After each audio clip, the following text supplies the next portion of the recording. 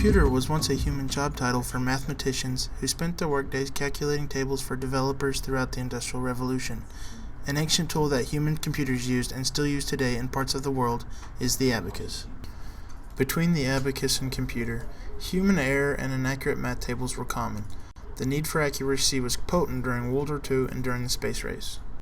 Government funding supported all different kinds of scientific and technological projects to try and advance computing, much of which led to the invention of the calculator. Like right now, we have so much technology in our calculator. Like if I want to find the log of something, the logarithm or the sine of something, it's in my calculator. But before they had the technology, they just had tables and tables of these things that were already calculated. So instead of punching the number in my calculator, I'd go grab my book and look it up to figure out what that value is. During the Second World War in 1944, the British developed the Colossus to decode the Germans' encrypted messages. The Colossus decoded 25,000 characters per second by using the power of over 2,000 vacuum tubes. It was the first fully functioning electronic digital computer. Around the same time in Philadelphia, Pennsylvania, the ENIAC was designed to calculate missile trajectory in 100 seconds. The war was over by the time the ENIAC was completed. It was still an impressive piece of technology. It could solve 5,000 addition problems, 3,075 multiplication problems, and 38 divisions every second. However, the ENIAC was not practical and lacked sufficient memory space.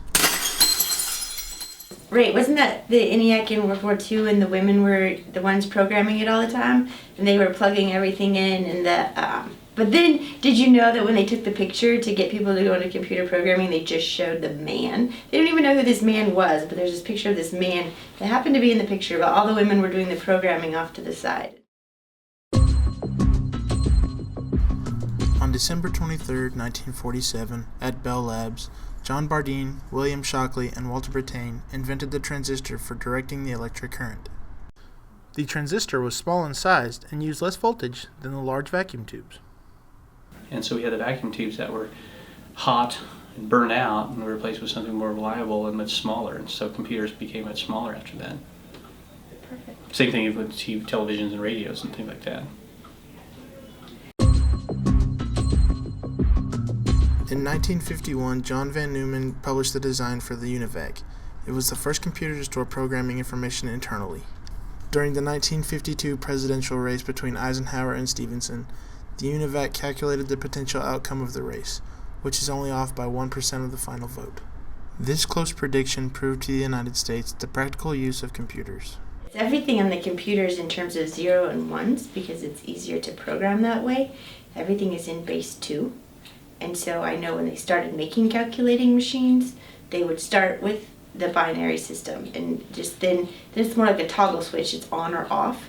1 is on, 0 is off, and that can represent numbers, letters, anything you want it to represent just with those two numbers.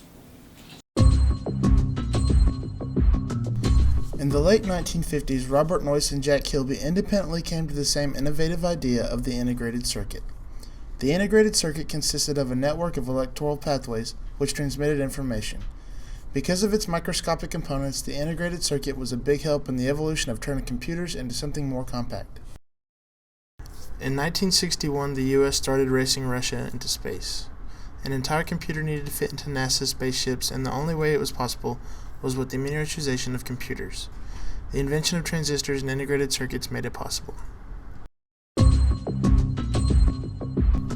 The integrated circuit later led to Intel engineer Ted Hoff's 1971 invention of the microprocessor, an entire processing unit on a single silicon chip that was only 1/16 by 1/8 inches.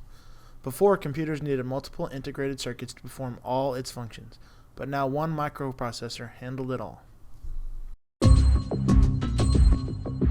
In 1968, Douglas Engelbart demonstrated his invention of the mouse and hypertext, which inspired Xerox executive Robert Taylor to gather a group of scientists and develop the first personal computer, the Alto.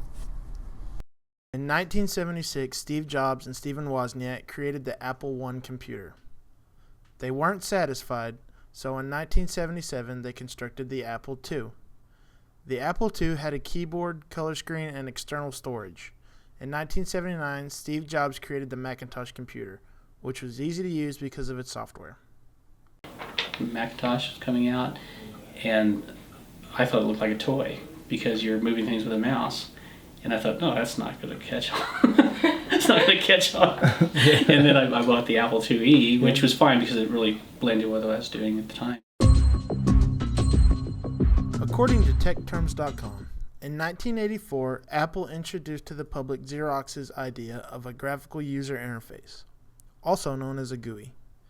It is a computer that allows users to click and drag objects with a mouse instead of entering text at a command line.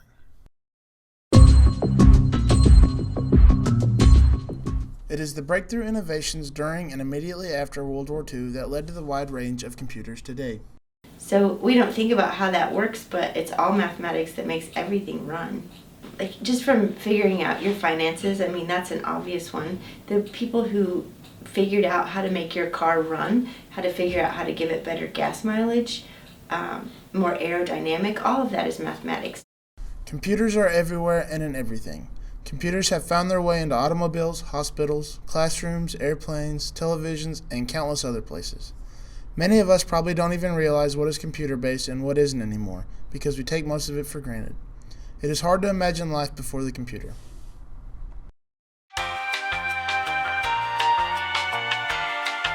Well, even where they started with those calculators that could do 4 functions, add, subtract, multiply, and divide, and those were like what, $100 calculators. They cost a lot of money, and so now you can buy one of those for 50 cents. But then we have these calculators that will do everything. I mean, everything except clean the kitchen sink. I mean, they've got ones that will integrate and calculate everything.